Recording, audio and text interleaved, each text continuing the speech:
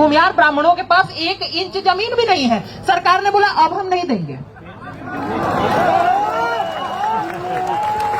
लाठी खाने वालों में सबसे आगे प्रशांत किशोर के साथ हम भी खड़े थे। सवाल ये है कि गरीबी का उन्मूलन करना है, सही बात है। ऐतिहासिक रूप से पिछड़ों लोगों को राष्ट्रपति जितना आगे बैठा देना है, ये भी सही बात है। लेकिन जाति के आधार पर देख करके बैठाइएगा, आर्थिक आधार पर देख करके नहीं बैठाइएगा, ये कैसी बात होती है। हर्ष दुबे गरीब होकर के भी ब्राह्मण के रूप में अग्रणी मान लिए जाएंगे। आदित्य राज सिंह गरीब होकर के भी दिल्ली आने का पैसा भले नहीं होगा, लोन लेकर के आएंगे, लेकिन फिर भी अमीर मान लिए जाएंगे। ऑटो में बैठ के आएंगे, संपन्न सवर्ण मान लिए जाएंगे। लेकिन राष्ट्रपति द्रौपदी मुर्मू के बच्चों को आईएएस के एग्जाम में आरक्षण दे दिया जाएगा। ये व्यवस्था चल रही है, या मजाक चल रहा है?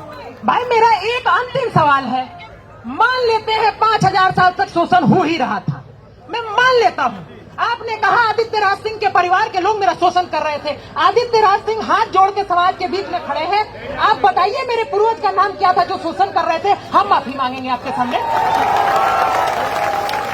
केवल हवाबाजी पे हवाबाजी चलता चला जा रहा है। वो प्रधानमंत्री मोदी जो सामान्य वर्ग में जन्म लेते हैं, 1992 में जिसकी जाति को ओबीसी में डाल दिया जाता है, संसद में खड़े होकर के कहते हैं मैं तो अति पिछड़े समाज से आता हूं। अगर आप प्रधानमंत्री बनने के बाद भी अति पिछड़े समाज से आते हैं और ऑस्ट्रेलिया का प्रधानमंत्री खड़े होकर के कह देता है prime minister is the boss, उसके बाद भी हम सम्मान के साथ पूछना चाहते हैं, इतना सम्मानित होने के बाद आपको अति पिछड़ा खुद को बोलने का अधिकार दे कौन रहा है? आप एक व्यक्ति नहीं थे, आप हमारे प्रधानमंत्री थे। जब हमने आपको पिछड़ा नहीं माना तो आपने अपने आप को पिछड़ा कैसे मान लिया? इन सवालों पे कोई बात ही नहीं कर रहा है। हर दुबे ने कह दिया, आदित्य राज सिंह ने कह दिया कि भाई आर्थिक आधार पे आरक्षण दे दीजिए। कह रहे हमारा हक छीनना चाह रहे हो। मेरे भाई तुम 90% हो इस देश में, तो तुम ही दावा करते हो। तो अगर आदित्य राज सिंह और हर दुबे कह रहे हैं कि 50% आरक्षण तुम आर्थिक आधार पे दे ही दो, तो रेशियो के हिसाब से भी 80% तुम्ही को मिलेगा।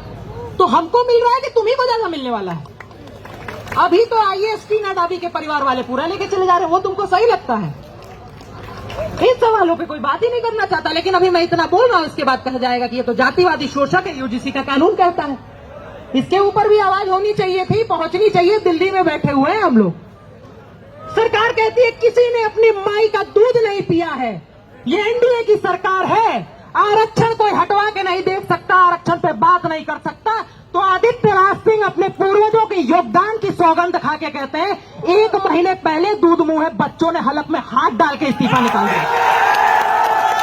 1 महीने पहले। प्रधानमंत्री जी, आप इस देश के सबसे बेहतरीन प्रधानमंत्रियों में से एक हो सकते हैं, इस बात में कोई सवाल नहीं है। लेकिन एक बात ध्यान रखिएगा, शोहरत की बुलंदी भी पल भर का तमाशा है। जिस डाल पे बैठे वो टूट भी सकती है। ध्यान रहे, एक छोटी सी मांग को लेकर के हम लोग यहां आए हैं। हमारा देश है। आप कह रहे हैं 5000 साल तक तुम ही राजा हुआ करते थे। आपने कहा देश महत्वपूर्ण है, हमने कहा 550 रियासतें ले लो, लेकिन देश नहीं टूटना चाहिए।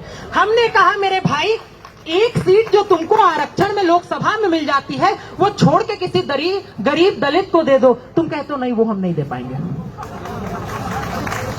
ये कौन सा लोकतंत्र है? ये कौन सा मजाक आप लोगों ने इस देश की व्यवस्था का बना रखा है?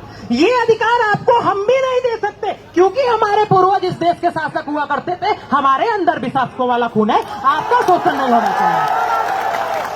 और अगर शोषण करना होता तो आचार्य चाणक्य ने खुले तौर पे कह दिया था पाटलिपुत्र में कि जो हाथ शस्त्र चलाना सिखा सकते हैं वो सर काट भी सकते हैं। उसके बाद भी, इस पे ताली नहीं बजाना था, उसके बाद भी एक धनानंद को उतार के पिछड़े समाज के चंद्रगुप्त मौर्य को बैठाया था। अखंड भारत का पहला राजा आचार्य चाणक्य भी हो सकते थे। ये समझने की जरूरत है। हमने इस देश के लिए त्याग किया है। और जब कहा जाता है कि आप अपने नाम से आदित्य त्यागी हटा दीजिए, नहीं हटा सकते हैं मेरे भाई। उसी वजह से जीते हैं। मौलिक कर्तव्य कहता है अपने देश की संस्कृति विरासत पर गर्व करना आपका कर्तव्य है। ध्यान रखिएगा, किसी को घमंड नहीं होना चाहिए। इंदिरा जी को हुआ था Indira is India, India is Indira, तोड़ दिया गया। हमारे आपके पूर्वज ही वहां भी मौजूद थे। दलितों ने कहा हमारा शोषण हुआ है, आरक्षण दे दो।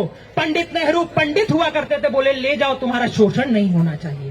तुमने कहा पिछड़ों का भी हुआ, उन्हें क्यों नहीं मिलेगा? बीपी सिंह ने कहा क्यों नहीं मिलेगा, जाओ लेके चले जाओ, तुमको मिलना चाहिए। आज स्थिति क्या बना दी गई, हमको और आपको गाली दिया जाता है, कानून बना के शोषक बता दिया जाता है। ये नहीं होना चाहिए। सरकार की गलतफहमियां दूर होनी चाहिए। श्रद्धेय अटल बिहारी वाजपेयी जी ने एक बात कही थी, ये कह के अपनी बात समाप्त करता हूं, क्योंकि आदित्य राज सिंह महत्वपूर्ण हो सकते हैं, लेकिन उससे ज्यादा महत्वपूर्ण ये श्रद्धेय अटल बिहारी वाजपेयी ने कभी कहा था कि कभी थे अकेले हुए आज इतने, नहीं तब डरे तो भला अब डरेंगे। कभी थे अकेले हुए आज इतने, नहीं तब डरे तो भला अब डरेंगे। विरोधों के सागर में जाएंगे, मौत अपनी मरेंगे।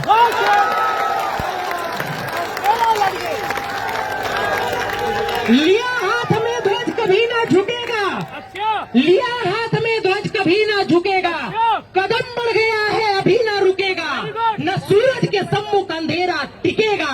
ध्यान रखिएगा, अंतिम लाइन कह देते हैं, ना ही बैनर हटेगा।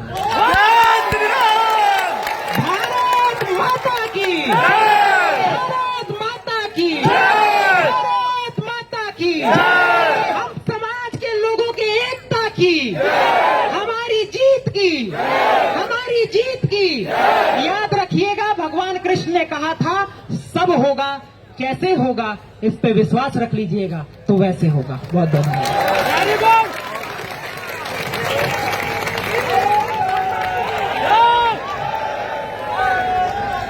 भारत माता की, भारत माता की, वंदे वंदे वंदे। तो